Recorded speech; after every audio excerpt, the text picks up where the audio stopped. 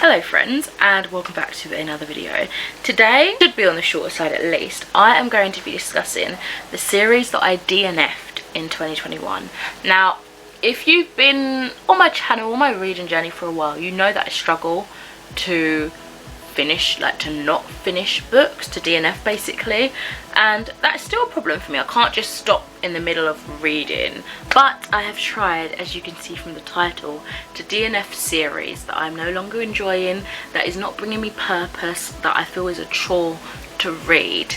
So let's ignore the fact that I carried on with the Rampart trilogy by Howdee-haie, and let's just continue. Because that's definitely a trilogy that I wasn't really enjoying and I just kept reading, I don't know why. Anyway, the first one on my rather short list actually is the Gospel of Loki series by Joanne M. Harris. So I read the Gospel of Loki and the Testament of Loki, and I know there are technically more books within that series, like rune marks, and they're older books. I think there's maybe 4 altogether.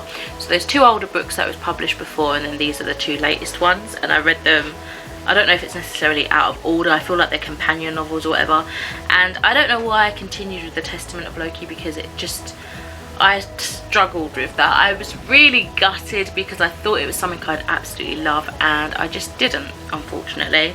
Luckily, again, those are books that I read from the library, so I don't feel like I've wasted money on them, and I thought I was going to rule off Joanne M. Harris from then. However, I saw a new book that they released. I want to say it's called Honeycomb or something. Not going to lie, the cover brought me into it and the synopsis sounded really good, so I bought it. This time, I know, risky after not enjoying the other books and not buying those, but I want to give that a go, and it's completely unrelated to the Loki series, I do believe, so hopefully I have better luck with that. I also have The Secrets of the Star-Crossed series by Clara O'Connor. I read that one through NetGalley, so again, no money spent, just possibly time wasted.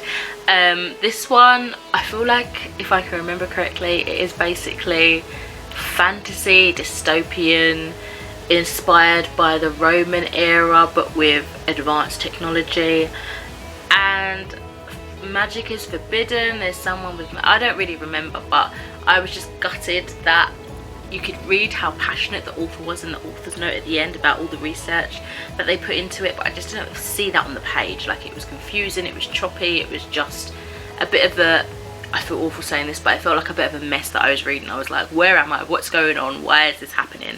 So yeah, this was a buddy read I read with Deborah from Hills of Books, and I didn't get on with it. I don't think she got on with it either, so yeah, I will not be picking up more books in that series, unfortunately.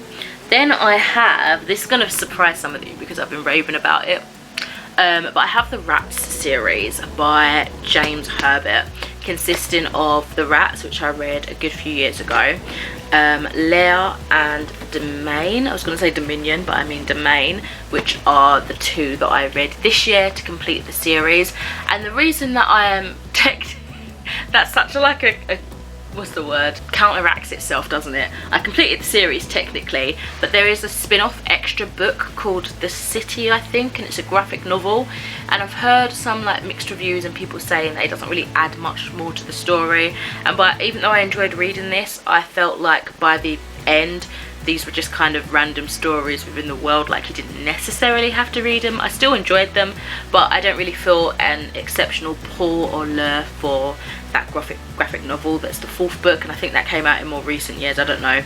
I just don't feel a pull to read that. I enjoyed my time with the main 3 books, and I don't feel a need to pick that one up. So who knows, maybe one day, I don't know. I can't rule out these things entirely, but I know for right now, technically I'm DNFing the series because I don't want to read that book. I'm content with the content I read here. And then lastly, another unfortunate buddy read, I think only in my opinion really, with Deborah from Hills of Books, and that is The Seven Devils. I think it's going to be a duology by Laura Lamb and Elizabeth May, and I think I struggle with duo authors. I don't know why, not that I've read many, but the ones that I can remember, which are 2, including this one, I've not gotten on with. I don't know if it's just a bit jarring. reading. I don't know. I don't know. This one is like an epic sci-fi odyssey, and I mean, yeah, I enjoyed it.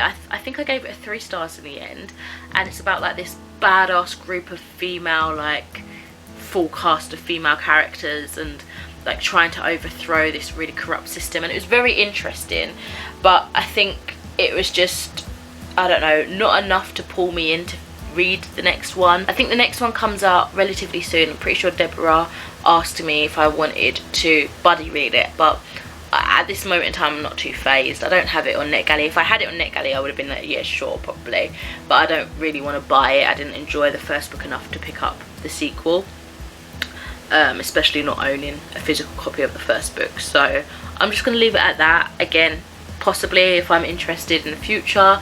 It is only a duology, so I might just finish that off, but right now I wasn't super overly into it to continue, you know.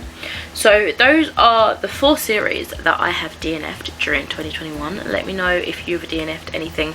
If you also struggle to DNF like in between, like in the middle of reading a book, I'd love to know.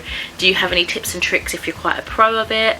Yeah, I need all the help I can, because it's not nice to be wasting time on books that you don't enjoy, but at the same time it's nice to finish reading a book that you don't enjoy, because then you can, you know, if it really riles you up, you have a lot of thoughts and feelings and you're passionate about talking about why you didn't enjoy it, not in a bashing, hateful way, but just like it encourages like an engaging conversation, you know.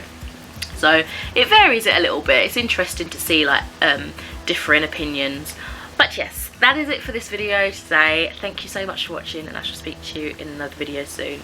Bye. I'm a OP boy. Know that the ride or